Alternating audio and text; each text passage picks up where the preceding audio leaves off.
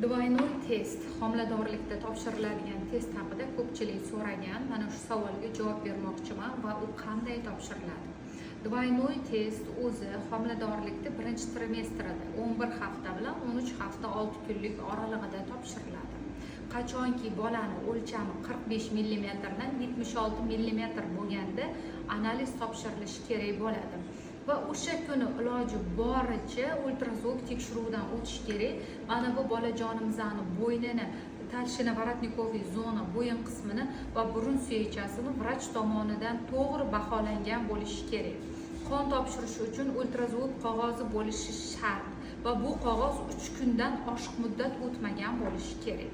Двойной test topshirish qoidalari: ayol och qoringa analiz topshirishi kerak bo'ladi ultrazvuk qog'ozi bilan birgalikda. Va bunda yana bitta eng asosiy sabab preska degan tekshiruv bilan o'tish kerak bo'ladi. Двойной, тройной testlar oddiy usulda tekshirilishi bu qabul qilinmaydi. Faqat preska usulida topshirish kerak bo'ladi.